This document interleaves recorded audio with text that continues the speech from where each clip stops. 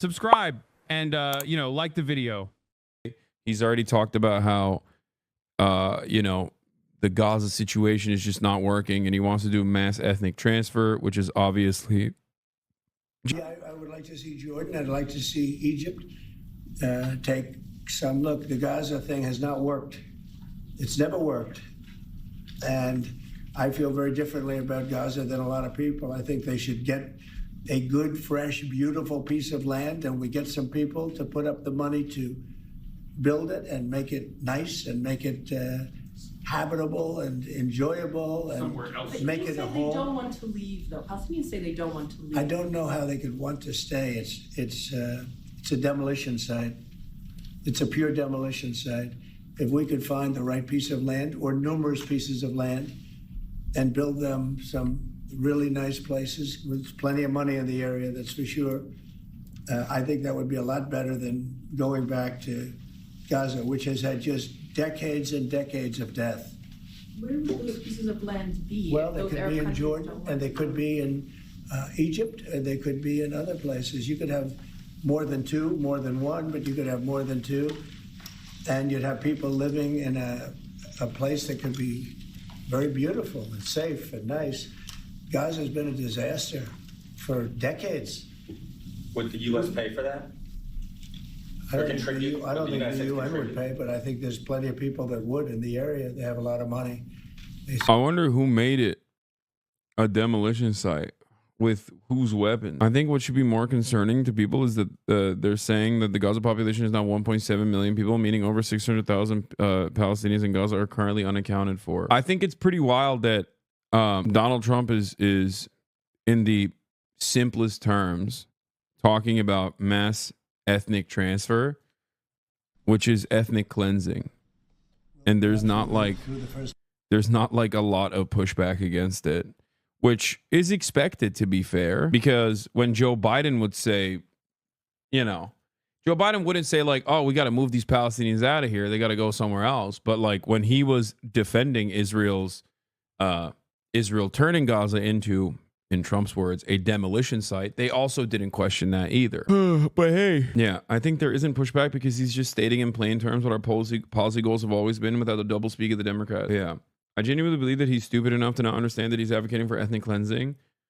No, I think he doesn't care. That's why someone said, what if they don't want to leave? A lot of Gazans don't want to leave. If you're wondering why Gazans don't want to leave the Gaza Strip, well, it's because the last time that they left their homes, they were never allowed to return. So for Palestinians, it's even that kind of thing is obviously a significant part of their history and their identity. Their entire national identity revolves around being forcibly displaced from their home. Anyway, Witkoff had a take on this after. White House National Security Advisor, when asked about Trump's proposal to clean out Gaza, I would push back on the characterization of cleaning out Gaza. I think President Trump is looking at this from a humanitarian standpoint. You have these people that are sitting with literally thousands of unexploded ordnance and piles of rubble. At some point, we have to look realistically. How do we rebuild Gaza? What does it look like? What's the timeline? I think a lot of people, we're looking at very unrealistic timelines. We're talking about 10, 15 years, not 5 years. And so that is what we have to work through. That's sort of what we'll work through. I don't necessarily know what that means, but Trump's Mideast envoy, Steve Witkoff, when the president talks about clearing it out, he talks about making it habitable. Witkoff also says they're in phase 2 of the deal. We're focused on ensuring that the phase 1 ends as it should, that all hostages who are part of that deal come home, including bodies. Meanwhile, during the phase 1 process, when there's supposed to be a so-called ceasefire, Israel is predictably, bombed, as far as I understand, certain parts of Gaza. Hold on. Trump was literally saying the other day that rebuilding over the land in Gaza had real potential. Yeah. They've been focused on the West Bank, which gets zero coverage. There's also that aspect of it too. Another thing is it's also about land ownership.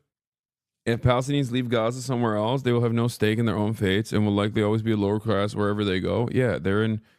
There are already tens of millions of Palestinians that live in diaspora permanently, with no means of ever coming back and even in certain instances visiting their families. You know what I mean? Their freedom to travel back to their ancestral homeland is permanently limited. If you're a Jewish person with no connection to that area whatsoever, and you grew up in any other part of the planet, you can go and live there, okay, with ease. But if you're Palestinian and your grandpa still lives in Gaza, you're going to have a very hard time. You're probably not going to be able to see your grandparent, okay? Your freedom even to travel to the West Bank is restricted. When you're inside of the West Bank, your freedom of movement is restricted. How are they planning on moving 1.7 million Palestinians who refuse to leave? Will he just keep bombing?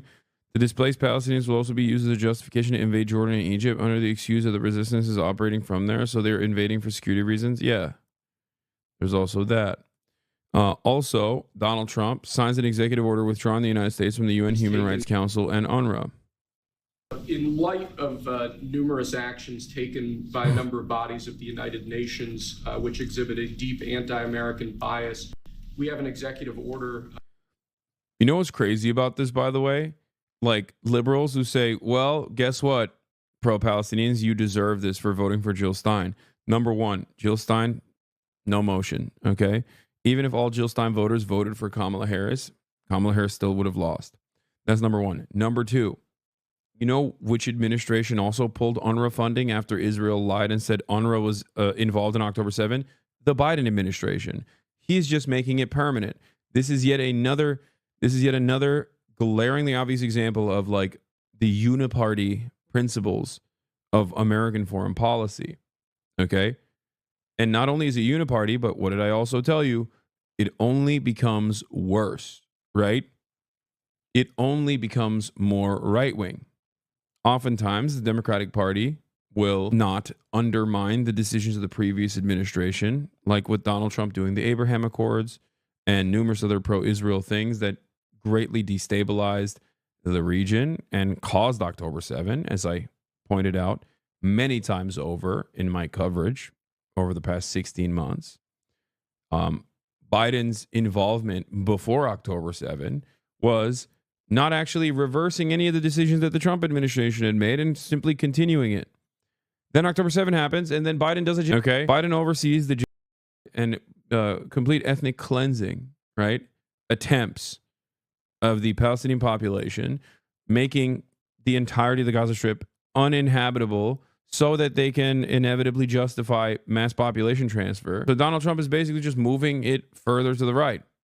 And then the next administration, if it is a Democrat, if the Democrats ever win ever again, okay, will most likely not reverse those decisions again. That's the one thing that the Democratic Party gives a shit about. The one thing that the Democratic Party gives a shit about nowadays is just like protecting Israel. It's crazy. Anyway, let's watch what Trump's press conference looked like when he was signing a bunch of executive orders, including cutting funding to UNRWA.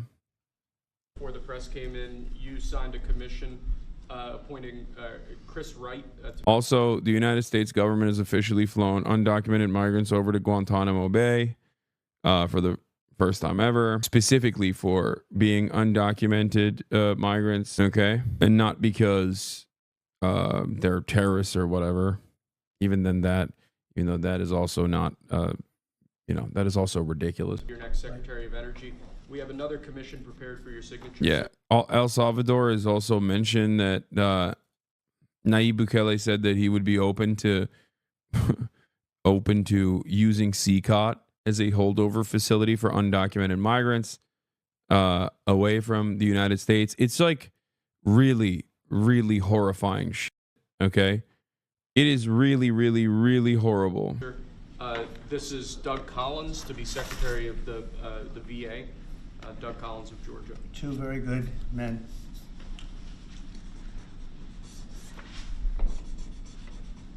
Hey. Thank you, sir.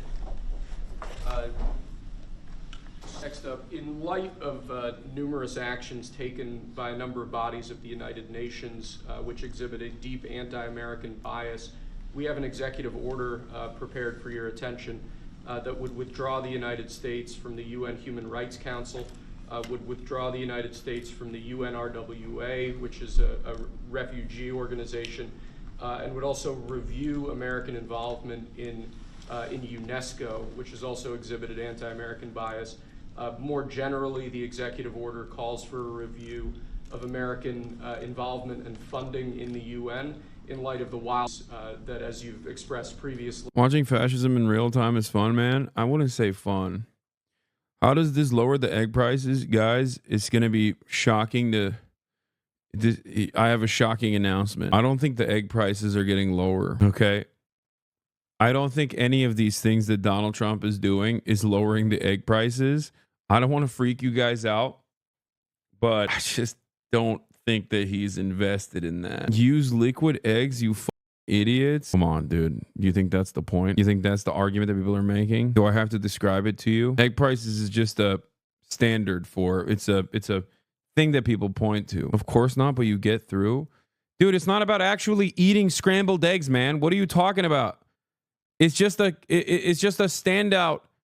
It's just a holdover term for inflation, okay? The cost of goods. Remember how Donald Trump actually, ran on combating prices, and then prices got worse when he became president? It's a proxy. Total aside, but those are more expensive than eggs. New Waffle House announced they'd be adding a 50-cent surcharge to all eggs sold at its location due to the soaring egg prices caused by the bird flu. Yep. Who would have predicted that his campaign promises are all lies? I mean, yeah, it's the easiest thing to say. I said it a million times over. Obviously, he's not going to lower the price of freaking eggs. Is deeply unfair to the United States. So I've always felt that the UN has tremendous potential. It's not living up to that potential right now. It really isn't, hasn't for a long time. It has, there are great hopes for it, but it's not being well run, to be honest, and they're not doing the job. A lot of these conflicts that we're working on should be settled, or at least we should have some help in settling them. We never seem to get help.